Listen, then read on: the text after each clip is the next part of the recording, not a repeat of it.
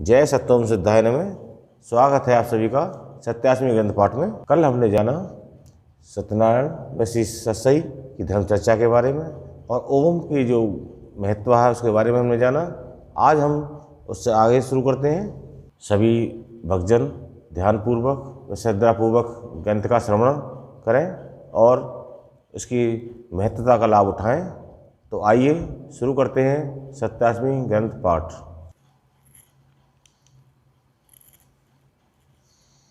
स्त्री शक्ति की अपूर्णता कहना। यह सुनकर सत्यनारायण बोले, महामही ओम शक्ति, आपके इस महान नाम और आपकी महिमा श्रवण से संपूर्ण जगत का सभी प्रकार से कल्याण होगा। ऐसा आत्मवचन मेरे मुख से स्वयं भी निकल रहा है। यही ज्ञान परम सत्य स्वरूप है। ये वचन के शक्ति हास्य से बोली, प्रभु आपको भला मीठी बातों से कौन जीत सकता है। तत्पश्चात सतसई ने प्रभु के भोजन की व्यवस्था की और चापपूर्वक प्रभु को भोजन करते देख आनंद में पाने लगी। तब भोजन उपरांत प्रभु ने पूछा, प्रश्न, महामयी आप चिंतनशील लग रही हैं और आपके चिंतन के फलस्वरूप त्रिलोक में भी चिंतन अग्नि व्याप्त हो गई है। अतः आप अपना चिंतन मुझसे बांट सकती हैं। उत्तर। तब महामही बोली, हे नाथ, आपसे क्या छुपा है। फिर भी सर्वज्ञ होने पर भी भविष्य के कारणों पर नजर डालने पर कुछ प्रश्नात्मक मोड़ सामने आते हैं। जब तक उनके पूरे होने का समय नहीं आ जाता तब तक उस समय के आनंद का आनंद नहीं लिया जा सकता है। महाप्रभु ने पूछा, वे प्रश्न क्या है। तब महामही बोली कि संपूर्ण विश्व में अब से आगे तक स्त्री की दुर्दशा ही दिखाई देती है। किसी भी काल में स्त्री स्वयं उन्नतशील, धर्मज्ञ, योगी व स्वयं कर्मशील नहीं दिखाई देती है। आप स्वयं ही देखें, सत्यनारायण रूप में सहयोगात्मक क्रिया शक्ति के रूप में मैं विद्यमान हूँ और आपके मानस रूप ब्रह्मा, विष्णु, शिव त्रिदेवों की उत्पत्ति होकर उनकी भी क्रिया शक्ति स्त्री अंश सरस्वती, लक्ष्मी, आदिशक्ति पार्वती के रूप में मात्र सहयोगी ही बनी है। यहाँ तक कि भविष्य में आपके प्रथम मानव स्वरूप मर्यादा पुरुषोत्तम राम की पत्नी सीता के रूप में स्त्री शक्ति का मात्र सहयोगात्मक साथ है। वे आपके मानस स्वरूप राम के बराबर ही सामर्थ्यशाली होकर शूर्पणखा के पति व देवर से प्रणय निवेदन करने पर सीता द्वारा वध दंडित न करा के पुरुष द्वारा दंडित किया जाना तथा रावण द्वारा हरण करने पर स्त्री का अपमान करने वाले की स्त्री द्वारा दंडित न करने की जगह पुरुषत्व अहम के रूप में युद्ध का होना आदि अनेक घटनाएं स्त्री शक्ति की न्यूनता परतंत्रता को भी दर्शाती हैं और आगे भी पुरुष द्वारा ही स्त्री को सम्मान प्रदान करने की घटनाएं हैं। इसी प्रकार शिवलीला में उनकी क्रिया शक्ति सती की यज्ञ चिता बनना और उनके शव को श्रीहरि के चक्र द्वारा काटकर संपूर्ण पृथ्वी पर गिरना, तब उनका शक्ति स्थल बनना तथा पार्वती का शिव से विवाह के लिए भयंकर तपस्या करना, तब विवाह होना, जबकि शिव ने कभी पार्वती को पाने की तपस्या नहीं की है। और इसी से समस्त पृथ्वी पर स्त्री में सोमवार की पूजा का प्रचलन शुरू हुआ कि शिव जैसे पति को पाने के लिए प्रारंभ से व्रत उपासना करती हैं। ये सब क्या पुरुष शक्ति का बढ़ावा नहीं है। कुछ क्षण रुककर महामही बोली, फिर आप ही द्वितीय पूर्णावतार श्री कृष्ण के लीला काल में आपकी तो 16 कलाओं का पूर्ण विस्तार दिखाई देता है, जिससे आपके पूर्व जन्म की सीताराम स्वयंवर के समय अनेक स्त्रियों को आपके रूप में पति पाने की लालसा के फलस्वरूप वचन को पूर्ण करने के लिए उनके आपके अनेक विवाह हुए तथा श्री कृष्ण राधा प्रेम लीला में मैं राधा बनकर मात्र एक अंश प्रेम अवस्था को ही पूर्ण कर पाई। यहाँ तक कि समस्त गोपियाँ भी अपने पूर्व जन्मों में पुरुष ऋषि ही थे, जिनमें आपके काम बीज मंत्र क्लीम के साथ जब ध्यान करने के कारण प्रेमावस्था प्राप्त करने व आप में आत्मसात होने के लिए गोपियों का स्त्री रूप धारण किया। अतः ये गोपियाँ भी पुरुष शक्ति ही का रूपांतरित स्वरूप है। माना कि प्रेम अवस्था अपने में संपूर्ण है और मेरा व आपका कुछ भी अलग नहीं है, परंतु स्त्री सम्मान व उपासना के रूप में बस नाम आगे रख दिया है और कहा गया है राधे राधे कहने पर बिहारी चले आएंगे, जबकि आपकी प्रेम लीला में आप मोहन रहे हैं। वह मैं मात्र आपके प्रेम में व्याकुल रहने वाली प्रेममयी प्रेयसी राधा रही हूँ। मैंने आपके अलावा किसी को नहीं चाहा, जबकि आपने तो रुक्मणी, सत्यभामा आदि से विवाह किए हैं। यहाँ भी आप पुरुष शक्ति का प्रेम बंट गया है तथा स्त्री प्रेम एक पुरुष पर ही पूर्ण केंद्रित रहा है।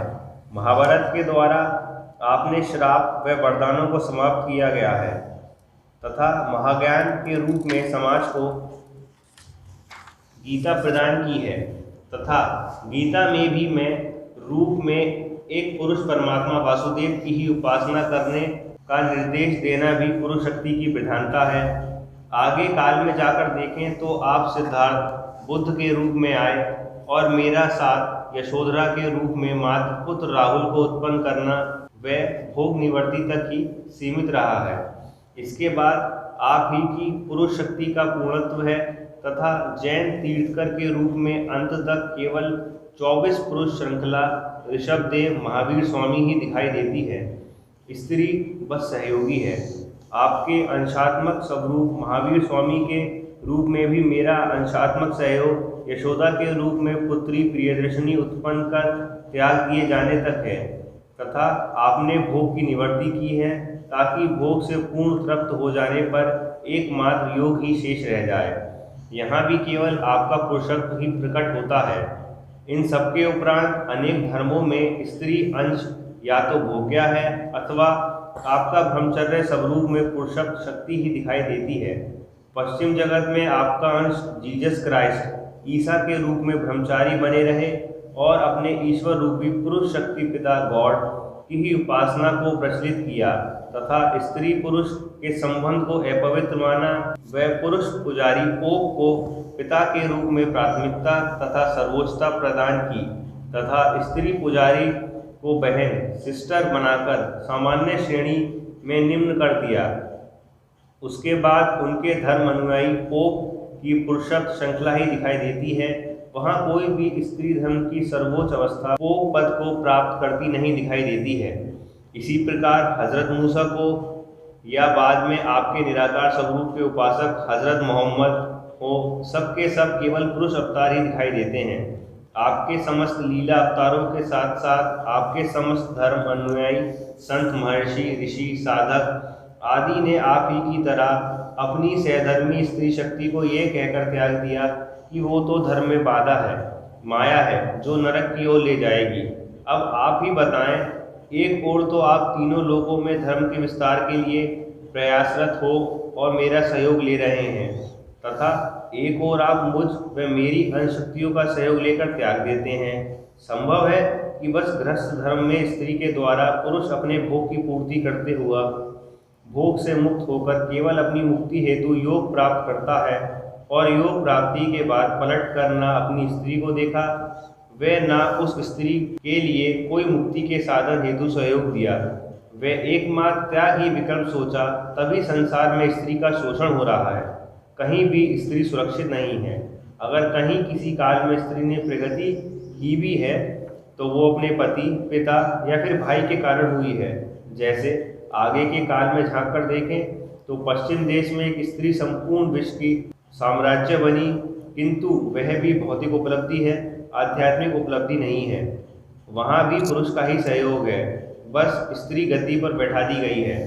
उसने अपनी तलवार या शक्ति से उस साम्राज्य पद को नहीं पाया जैसा कि आपके सब अवतारों ने किया है। ऐसे ही अनेक स्त्रियां हैं जो राजनैतिक, सामाजिक या अन्य क्षेत्रों में आगे बढ़ रही हैं, पद पर बैठी हैं।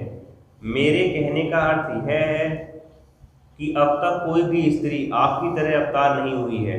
वे आपकी भांति स्वतंत्र भगवान स्वरूप, धर्म स्वरूप उत्पन्न होकर अपनी महाशक्ति से पुरुषों को युद्ध में हराकर अथवा ज्ञान से हराकर पूर्ण अवतार घोषित नहीं हुई है। मुझे लगता है कि जब तक ऐसा नहीं होगा तब तक स्त्री शोषित होती रहेगी और जगत में संपूर्ण प्रेम, महारस व परम शांति की उपलब्धि नहीं हो सकती, क्योंकि दो समान शक्ति बोलो स्त्री पुरुष के मिलन से ही तो महारमण घटित होगा।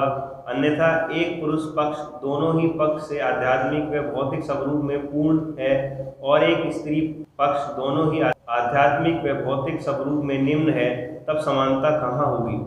अतः भगवान, ऐसा समय कब आएगा जब संसार में उपस्थित महाशक्ति के अंग कटने से बने शक्ति स्थल वास्तव में चैतन्य होंगे, अन्यथा यह प्रतीकात्मक शक्ति स्थल बनकर रह जाएंगे।